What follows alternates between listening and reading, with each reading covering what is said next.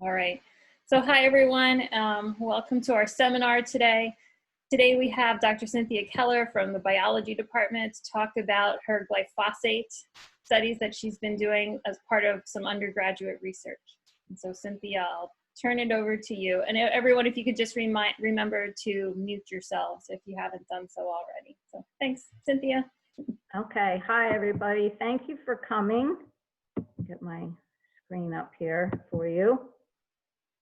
Okay, and I see some students are here, right? So if I say something that you don't really understand because you haven't had the background, then please stop me and let me know, because I know not everyone has a background in microbiology, and so it's kind of geared toward knowing something about microbiology. Okay, so what I'm going to talk about today is a cure that I've been doing in microbiology now for the past 3 years, and we look at the effect of the glyphosate on the plant rhizosphere. And the rhizosphere is the area around the plant root where bacteria are associated with the plant root, right? And I'll talk about these, and a lot of these bacteria are beneficial in a number of ways, and I'll talk about that in a little bit. And so before I start, I'd like to thank Mac Beatman, the field manager who plants the crops for me, helps with the weeding of the crop, and the microbiology students, because they're the ones doing the lab. Okay, so what is a cure? A cure is a curriculum-based undergraduate research experience. And if you're interested in developing a cure for your class, there's this resource here, CureNet, and they have resources for you, ideas of doing cures, funding ideas, a community that you connect with, and they have all different types of cures, from, you know, authentic large scale, like a CFOSS project, to discovery based or just course based. Okay. So why even bother doing a cure? I will admit that it is more work on the side for the professor, but if you know me, I like research and I like students to be involved in research. So the bottom one here, not all students have access to research labs. So by bringing the research into the actual lab, this exposes students to research questions, data analysis, and things like that they normally wouldn't be able to be exposed to. And it might spark the interest of a student. Students might not think they're interested in a particular subject, but they then just find out that they are, right? Certainly student engagement and investment in their project is certainly more than if it's a cookbook lab and you're just telling them what to do, right? They become invested in finding out the results. It develops their critical thinking skills, data analysis, some creativity. They have to troubleshoot and think about things. And there's many studies that say these types of courses help increase retention. And a lot of studies focus on the benefit for the students, but there's certainly benefits to the faculty too, right? You get to connect. For me, I get to teach and connect in something that I'm interested in and something that I'm interested in looking at in a research way, since we don't really have, you know, a big research labs at our school, right? It's certainly enjoying and satisfying for me. I think I would personally get bored if I did the same thing over and over and over again in the lab. You get improved relationships with students. You interact with them, and you get students that want to do student research with you for this. Again, it's a course development, so it's positive for tenure and promotion. And you certainly can get publications or posters at meetings or oral presentations at meetings out of this. Okay. So I'll give you some history about how all of this came about. So in the fall 2010, the student research was going to run for the first semester. And this was the first time I ran form of this lab because I was interested in having projects that students could build off of to do student research projects if they were interested, right? And this all started because I read a paper about a species of bacillus, which is a bacterium, can live in the soil, that help protect tobacco plants from viral infection. And so I was running virology lab at that time too, and I thought, well, this would be great. The students could isolate the bacteria in microbiology, and then using tobacco, we could look at the bacteria protecting the tobacco from tobacco mosaic virus, which is a standard model in virology. So that sort of motivated me to do this in micro too, right? Typically in microbiology, students are given unknown bacteria that you know what they are, and then they have to try to identify it. So in this case, students are identifying environmental isolates that they don't know what they are, and so it is kind of interesting to see what you get, right?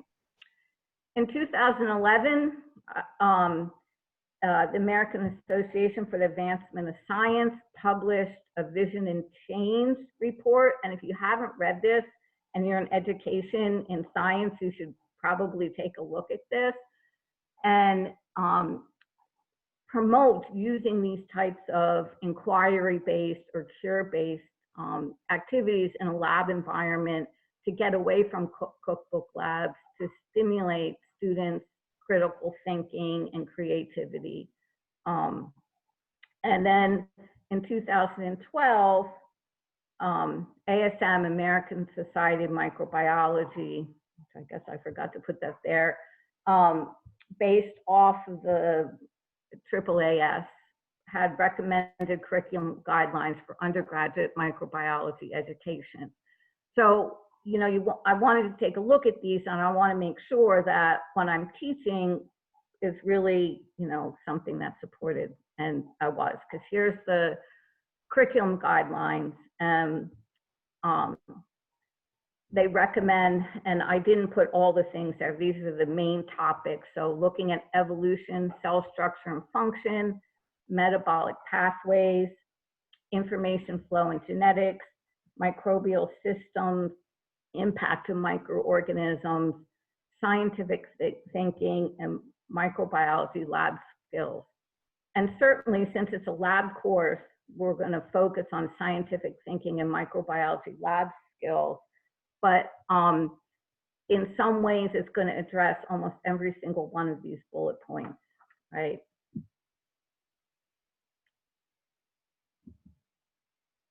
Okay, so let me just give you a little background on plant growth promoting bacteria.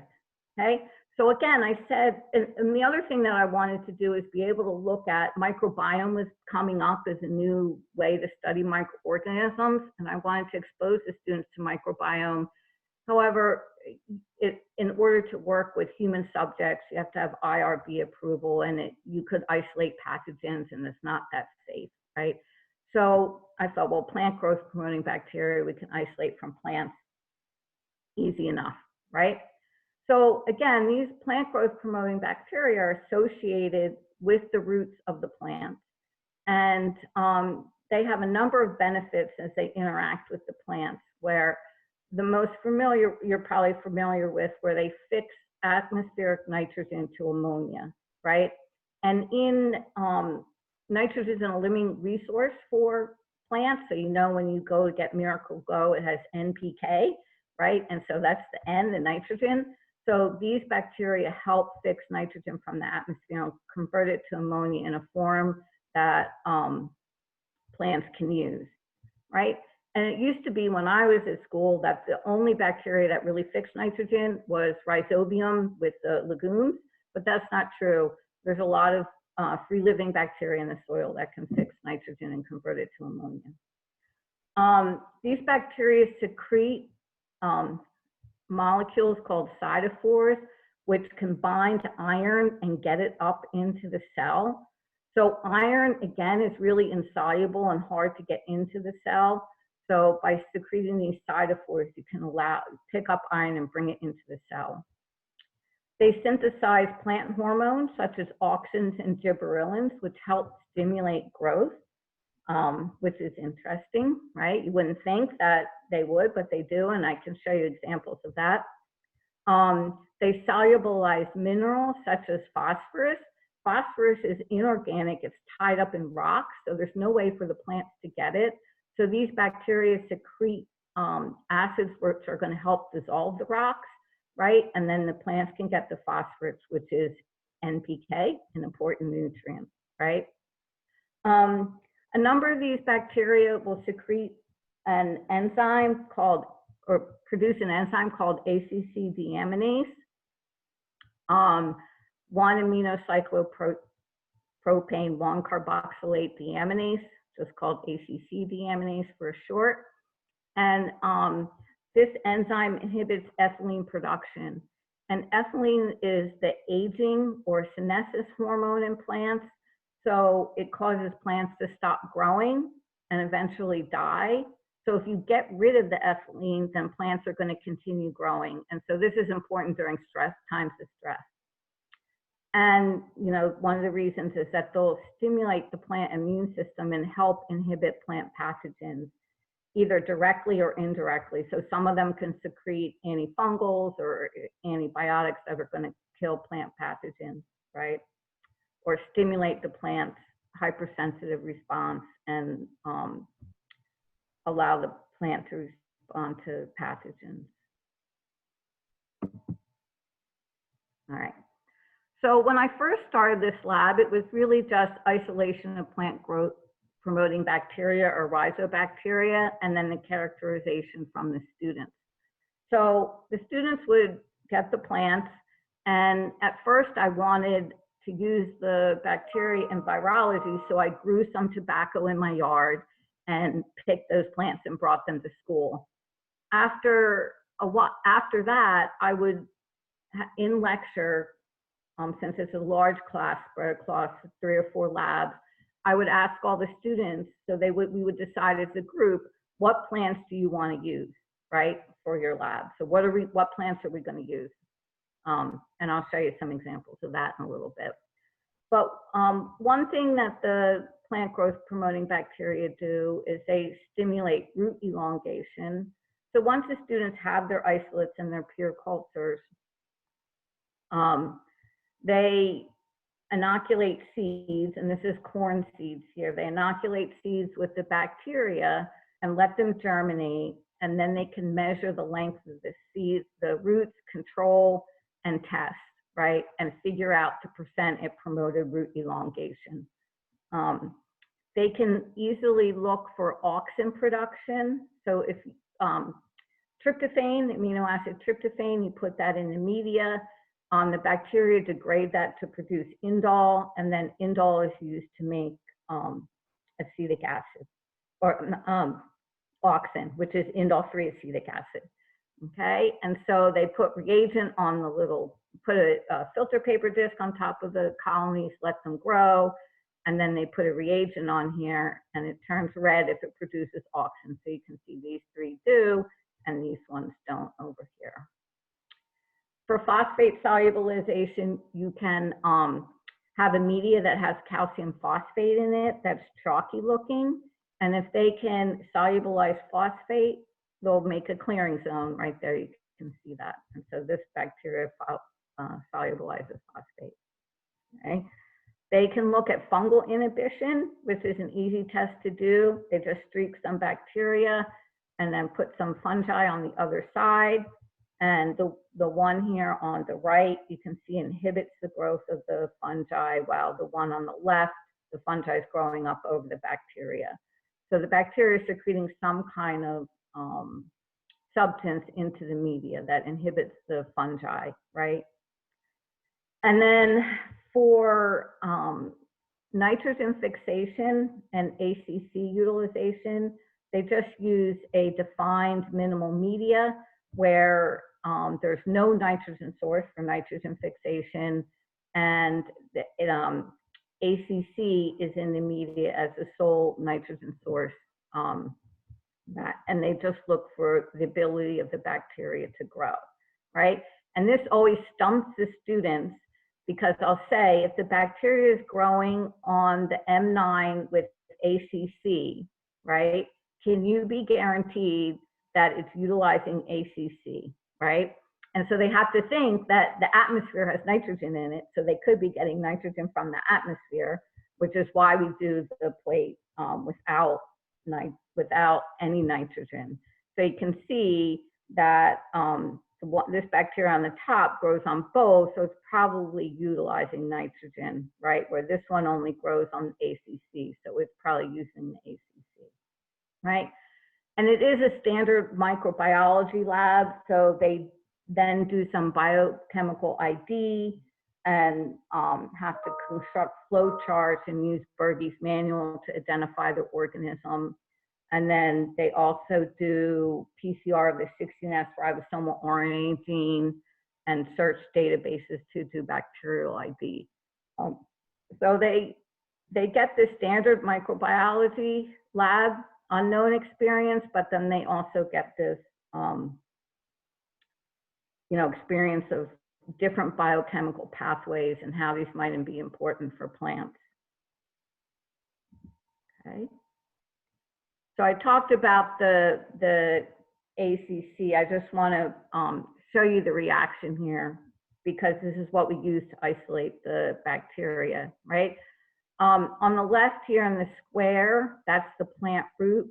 Plants take methionine, right? Convert it to S-adenosylmethionine. That becomes 1-aminocyclopropane, 1-carboxylic acid, ACC, and then that gets converted to ethylene, right? In the green here, and the oval is the bacteria.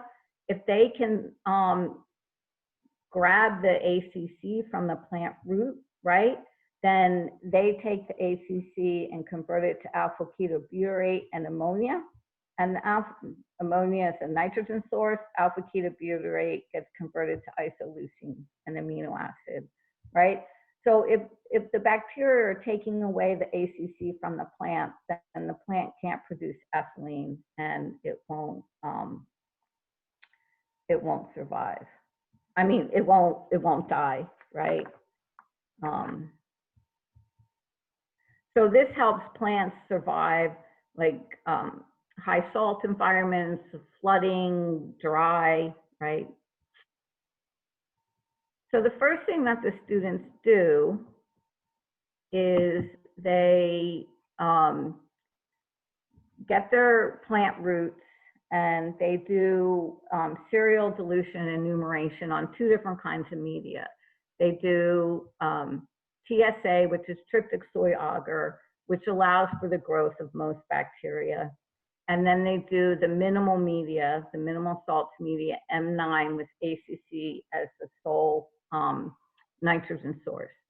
So in this sense, as far as microbiology goes, they're learning about different media, and they're doing bacterial enumeration, right?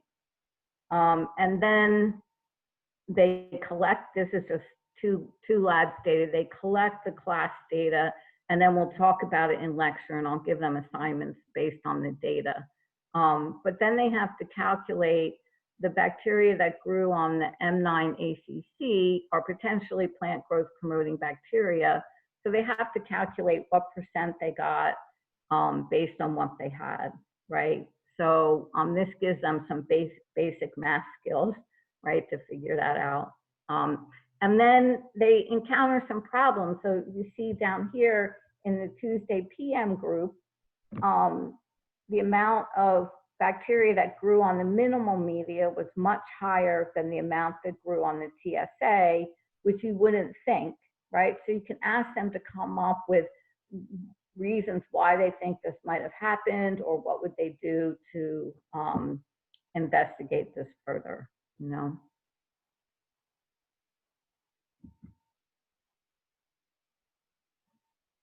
Okay, and again, this is another example of earlier data.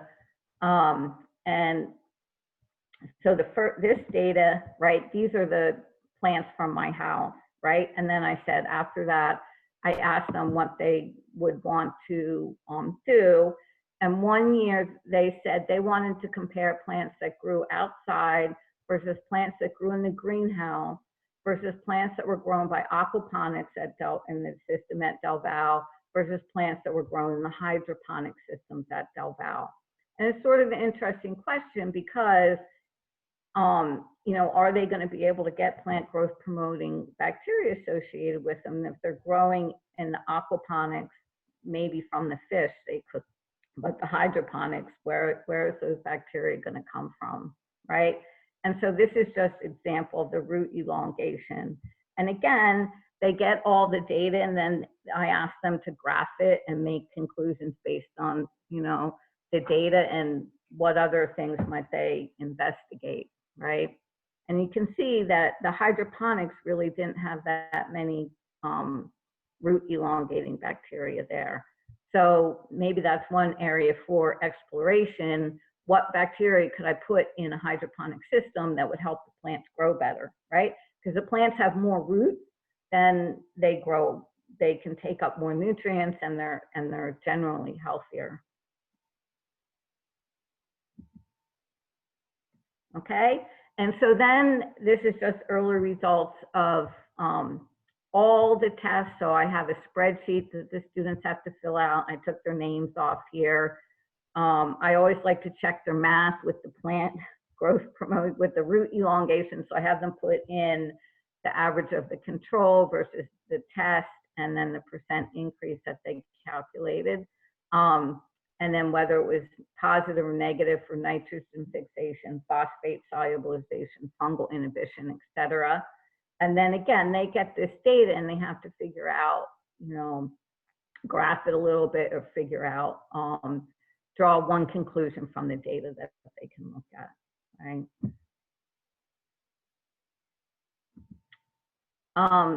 And so they are doing an unknown biochemical identification.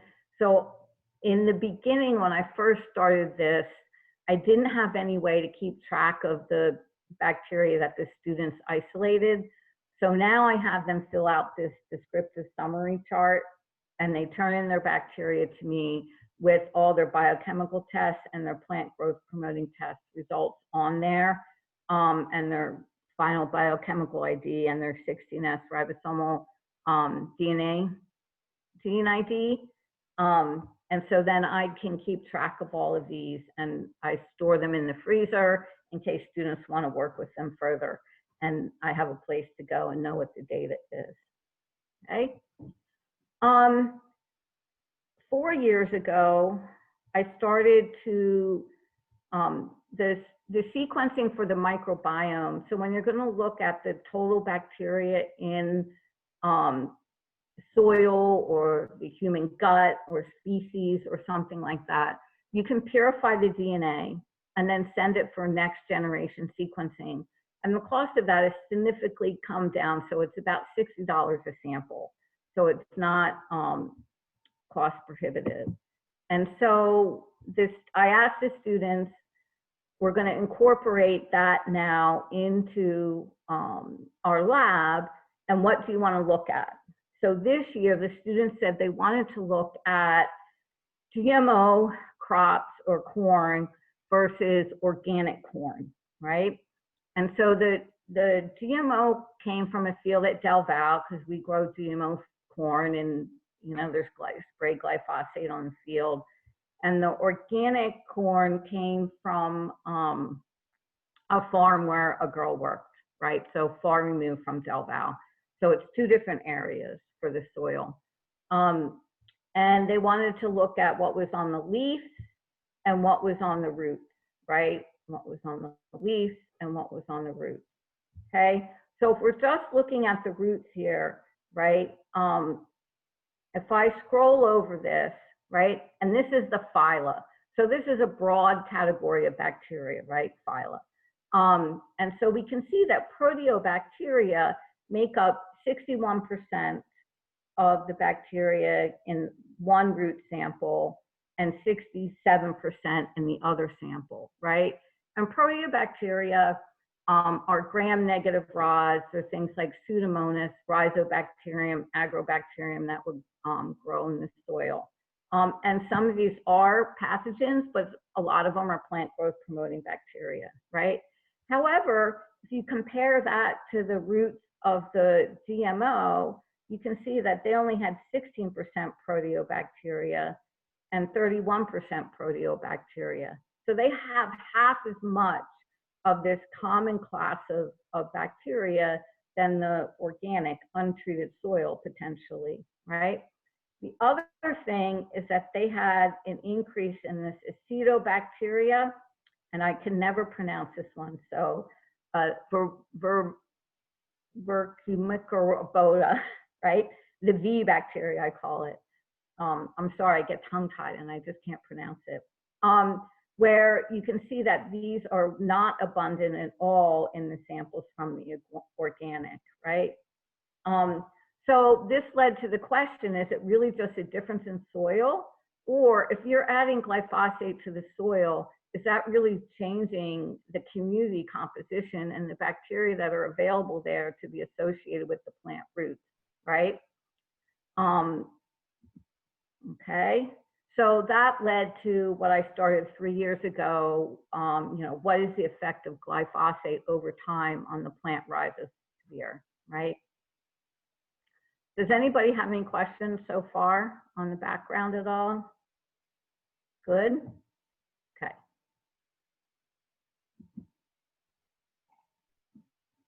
I'll just give you a little bit. I know we have a couple chemists here, so you know, but I'll give you a little bit of background on glyphosate and how glyphosate works, right? Let's see, right? So glyphosate, I have to look it up because I'm not a chemist, right, is glycine with a phosphomethyl group right here, right? And it is structurally similar to phosphoenolpyruvate, PEP, which is an energy carrying molecule in the cell, right? And it can be a signal molecule in the cell, okay?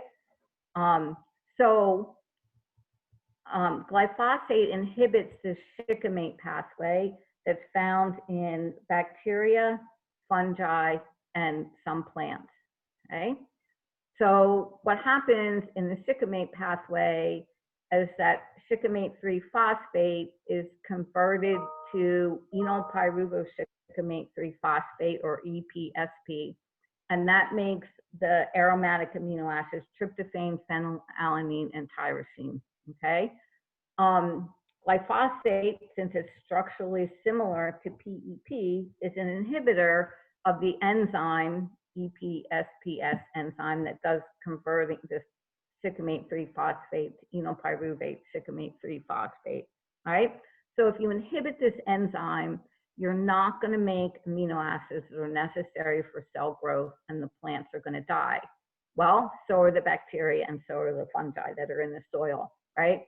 So I know we don't think about the bacteria in the soil, but they're an important component for plant health. Just like the human microbiome, your gut microbiome is important for your health, as we find out more and more about that.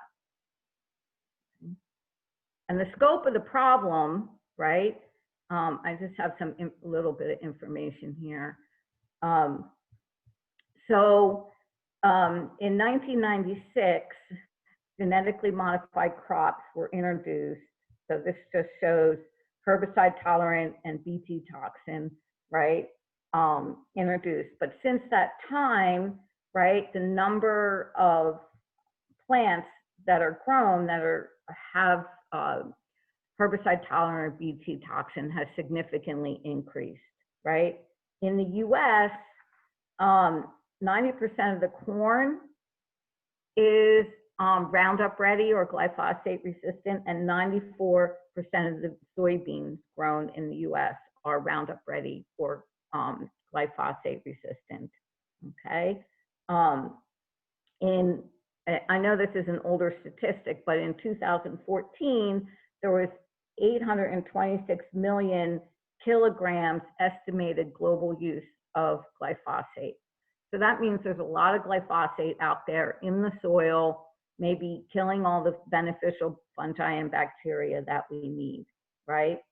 And I'm not showing the graphs here, but in this paper here, if you wanted to look it up, there was a study in the done in the European Union looking at topsoil. So they've banned the use of glyphosate in the European Union, and the scientist says it's supposed to degrade rapidly, but they looked for residues in the soil, and they could find soil glyphosate residues in all the soils that they looked at. So it is around.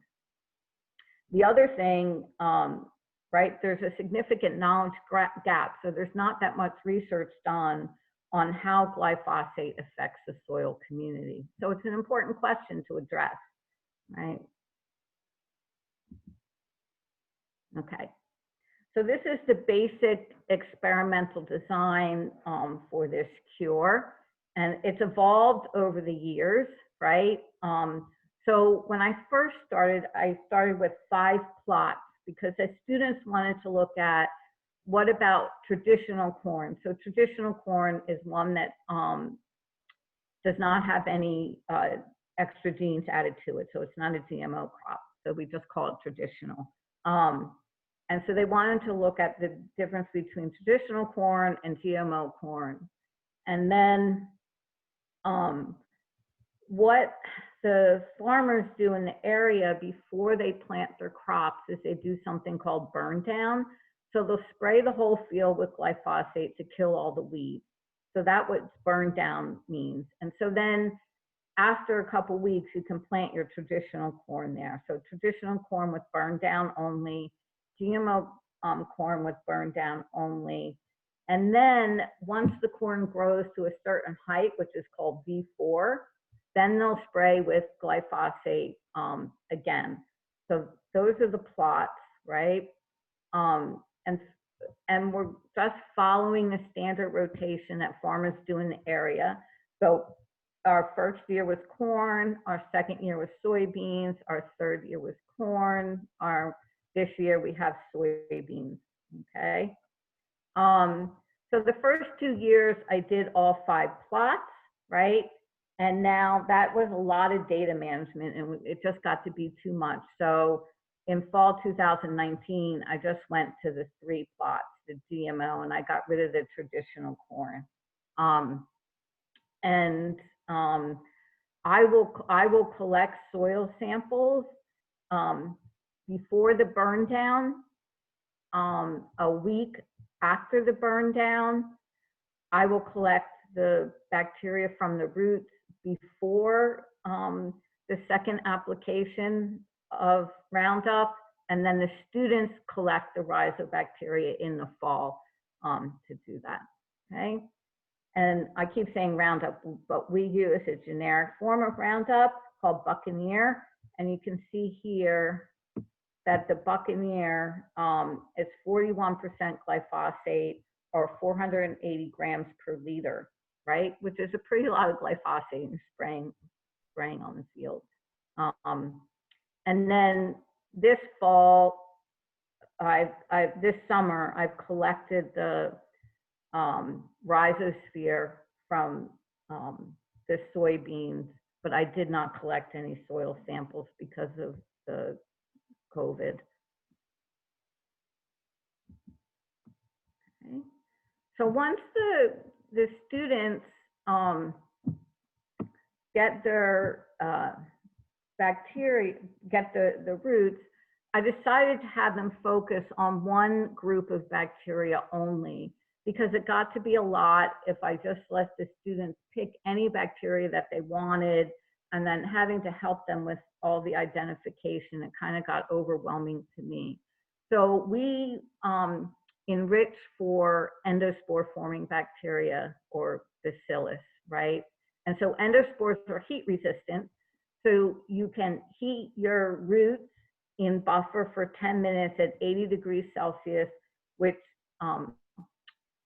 kills all vegetative cells and only the endospores are there, right? Then you can plate, we plate on M9 with ACC as the sole nitrogen source, right? they get peer cultures and they characterize the plant growth promoting characteristics and they identify the bacteria. And at the same time, now they do the microbiome. So they collect the soil from the roots and they isolate the DNA. And I send that for 16S ribosomal RNA gene sequencing profile. So we get the microbiome. Another thing that you can do in this, but it's cost prohibitive right now for us, which would actually probably answer a better question, is you could do what's called metagenomics, and that sequences all the little bits and compares it to a database, and it tells you what functional genes are actually there in the environment. And that would be good to know, to say if you're killing off a certain group of organisms that have particular gene functions that are necessary, right? Okay. So currently in the lab, the students, they do the root elongation, phosphate solubilization, fungal inhibition, nitrogen fixation, ACC utilization. And since we're looking at glyphosate, they also do glyphosate utilization, because some bacteria, and so you use a minimal media, and I have glyphosate in there as a sole carbon source. And so some bacteria can cleave that and use glycine as a carbon source, but they leave behind the residue aminomethyl phosphonic acid, right, which can accumulate in the soil too. And you can see this cloudy is indicative of growth, and this one has no growth. And then, so there's two different things going on here. Some bacteria can utilize glyphosate, and some bacteria are resistant to glyphosate, right? And so in bacteria, actually the Roundup Ready gene was first isolated from Agrobacterium, which is a soil bacteria. And so it's resistant to the action of glyphosate, right? The active site for the EPSPS enzyme is at a glycine at residue 96, and the Roundup Ready Agrobacterium enzyme has a single mutation at alanine residue 100, right?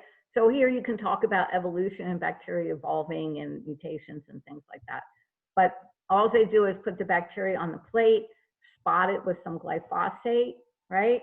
And this bacteria is not resistant to glyphosate, because you see that zone of inhibition where the bacteria can't grow around the glyphosate. If it was resistant to glyphosate, the growth would be all over the plate, right? So they look at these two things, and again, they look at the microbiome, okay? Is there any questions on that at all? Okay, so what kind of data do they generate? They generate a lot of data. I have to say that the data management is probably the biggest amount of work, right? Okay.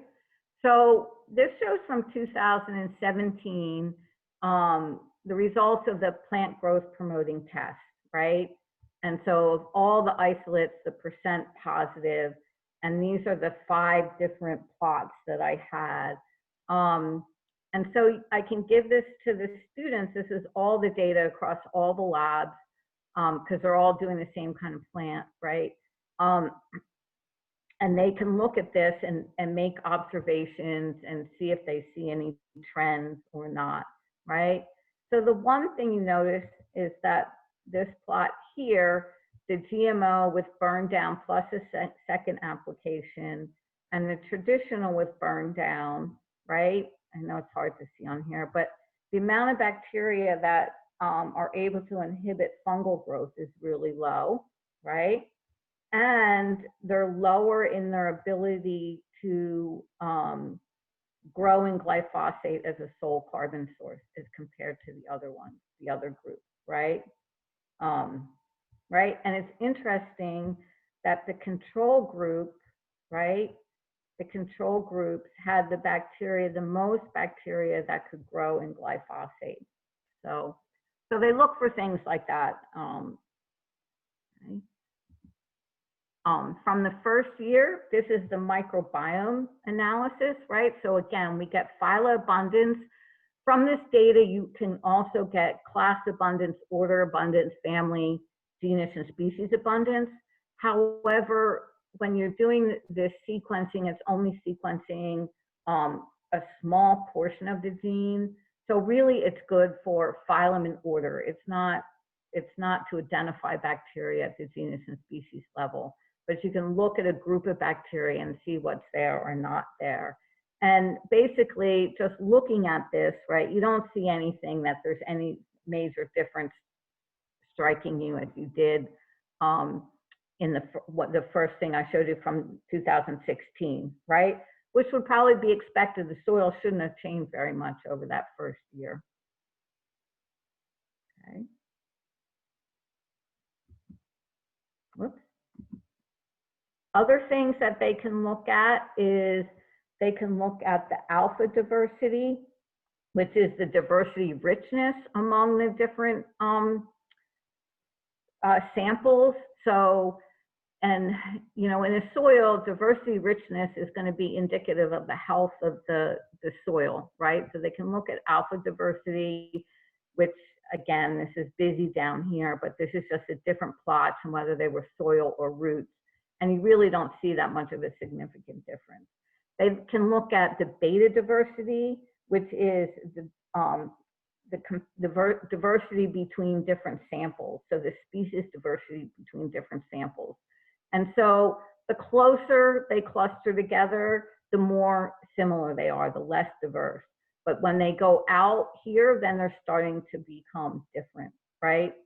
And 2 years ago, again, I took a sample from the field at Del Val where they've been using glyphosate for over 10 years. And those root samples and soil samples were way far removed in diversity as compared to the other samples, right? So students can look at that, right? You can generate a lot of data for them to look at. This is just an unweighted pair group method, which is an algorithm that's used to compare the sequences and the relatedness of those sequences, right? And so this is data from last year, right? And you can see that the control, right, down here, so this is the control root that I took during the summer. You can see that that's not as closely related as the other ones, right? And then as the, and so these three are from the first, during the summer when I took them. And so you can see that the burn down only and the burn down with the second application, they're closely related. And then the later in the summer, the three from the students taking them are closely related, but the control is not as related as the ones that got the burn down and the second application, right? So we might be starting to see some differences now, trends and differences. I would suspect that it's going to take a little while, right? It might take a couple more years before we can see a difference. Like I said, I would really love to do the metagenomics, but you can't, right? And so here's an example just of the assignment that I give to the students, right? And so this is all the data over the 3 years of the control, and this is the GMO, the control isolates, the burn down only, and then the burn down and the second application. And they can look at this data and see if they see any trends among the groups, right? But again, the burn down, it's really important here. You can see you get a decrease in fungal and the amount of isolates that inhibit fungi, fungal inhibition, right? Which this could be reflected, you have to say, of just the number of bacteria that we're able to isolate and the ones that we selectively get, right? Right, so, you know, they can do that. You can see that over the time, the ones that got burned down and the ones that got the second application have an increase in isolates that are resistant to glyphosate, right? Right, so you would expect that to be happening if the bacteria want to survive. They're going to mutate so they can grow in the presence of that, right? The other interesting thing is that in the control, you have bacteria that can grow in glyphosate as a carbon source. All three years seem pretty similar. And the trend seems to be with adding, you know, the glyphosate, the bacteria become resistant to it, but the amount of bacteria that seem to be able to grow in the glyphosate seems to go down, right? So it's possible there's an application for these bacteria in bioremediation of fields that have used glyphosate or spraying glyphosate to add these bacteria back, right?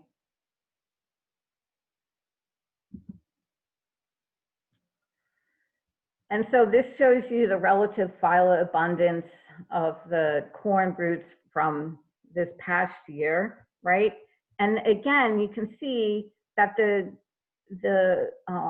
control group had a large number of Bacteroides and a small number of Proteobacter, or a small number of Acetobacter, where the burn down had a large number of Acetobacter. And this is one of the ones that we saw an increase in the number in the beginning when we had the GMO versus the organic from two different places. So we can see that happening already probably, right? And so then I just asked the question, students can, you know, with their plot, what's their most abundant phyla, looking at the data, look up characteristics of the phyla, what are some bacteria that contribute to the plants or the soil in this phyla, right? So again, they're looking at the data and looking at information, finding information from the data, okay? But we're getting towards the end, okay?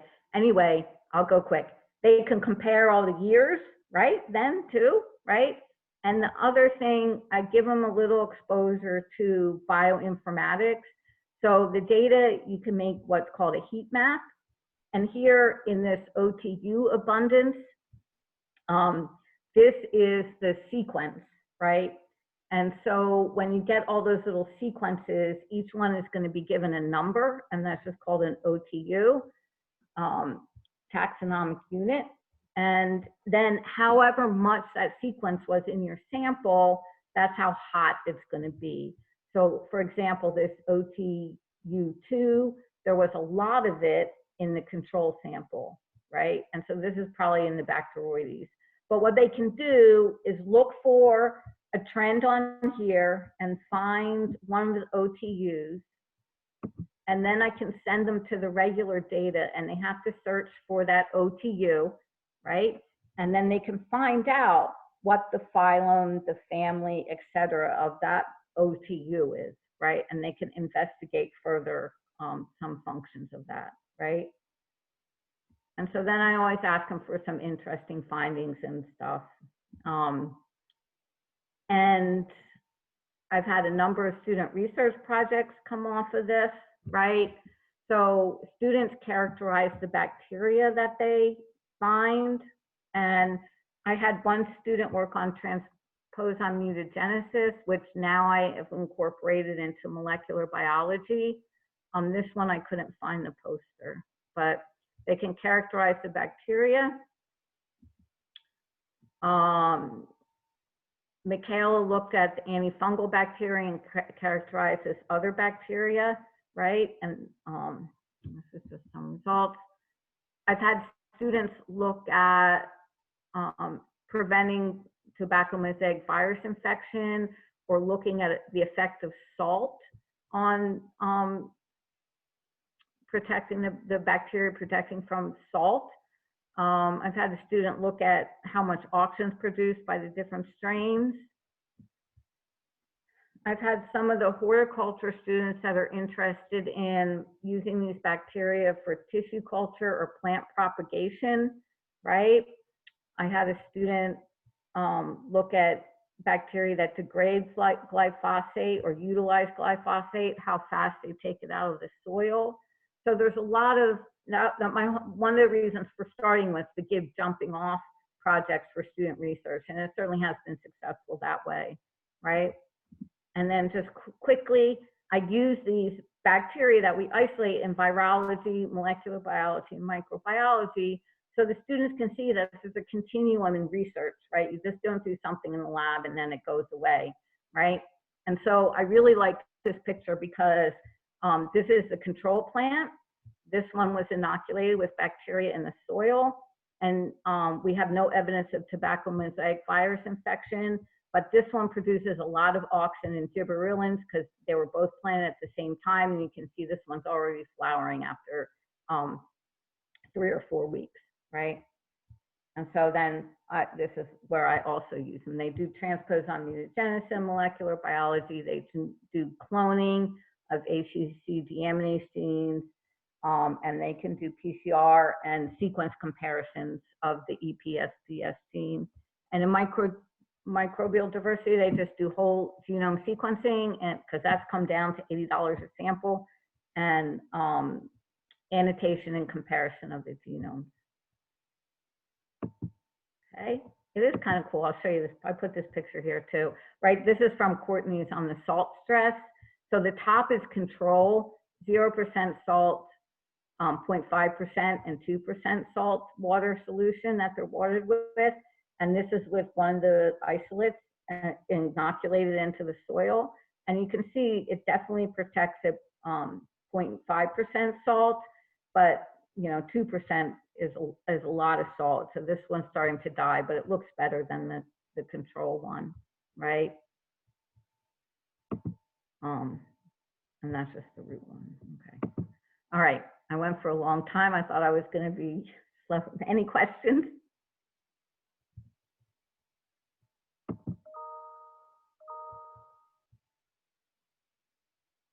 No questions?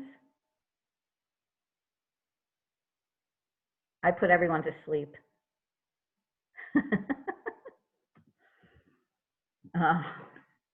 Dr. Keller. Huh? Yeah, hi, Austin. Hey, is there somewhere that I could access those PowerPoint slides? I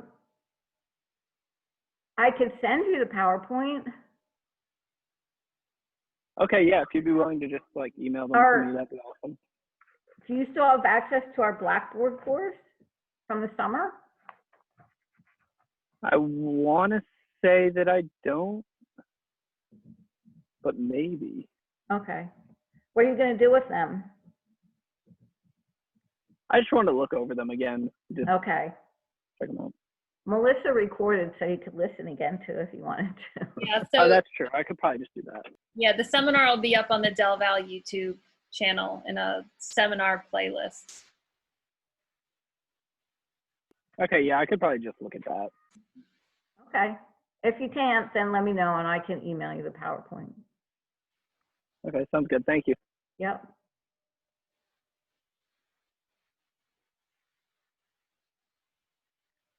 So overall, Cynthia, do you find that the students are more satisfied with that as a laboratory experience as opposed to the cookbook? Well, actually, I didn't put this in here, but when I first started doing this in 2010, I did SLAG surveys for 3 years because to publish it with ASM, you have to have 3 years of assessment data. And the students did really like it. And I know they're assessing their own learning gains, but they still learn those critical techniques in microbiology, like enumeration, aseptic techniques, serial dilution, biochemistry, things like that. But I think they liked it because they're learning in a context of applying it to something instead of just saying, here, inoculate this tube and see what E. coli does. Right. I haven't done assessment data in a while, but I think, and it did students do come to lab every week, where before, you know, I did an attendance thing, and it did increase the attendance of students coming to lab because they're responsible for their own project each week, right? So Good. That's good. yeah. I mean, I would encourage anybody to even do a little bit, you know? You don't have to do, like, this has really grown since once I first started, right? And, but I think it's beneficial to me and beneficial to the students, you know? Yeah.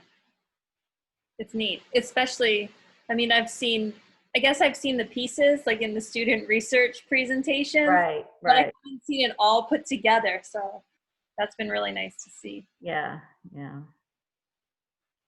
It is a lot of work, but I don't mind. I mean, sometimes you're like, ugh, but I think it's worth it, you know. And like I said, it's a good question because there is a substantial gap. Now glyphosate's, you know, going to go by the wayside, so the question won't be important anymore, right? Because everyone's going to sue, and it causes cancer, and you know, but it's just another thing. It's probably affecting your gut microbiome, you know, and killing bacteria there. So, I don't know. Well, I think even so, what I know of glyphosate, it does stick to the soil pretty well. Right. So, It does. you know, you can really, even after when it's a quote unquote banned possibility, right, that we're no longer allowed to apply it onto a field, for example, or you can't buy Roundup to spray in your garden, it's still going to be present. And so it would be interesting to look at that. Right. It allows a little bit of continuation. Plus, I'm sure there will be some replacement. Well, your analytical chemistry students are welcome to the plots. They're there. I'll send them over. They can come take as much as they want out of there. Well, they're not that big. They're 10 by 10 plots, but Yeah, enough to go around. that's plenty. Yeah. Yeah, there's plenty to go around. So.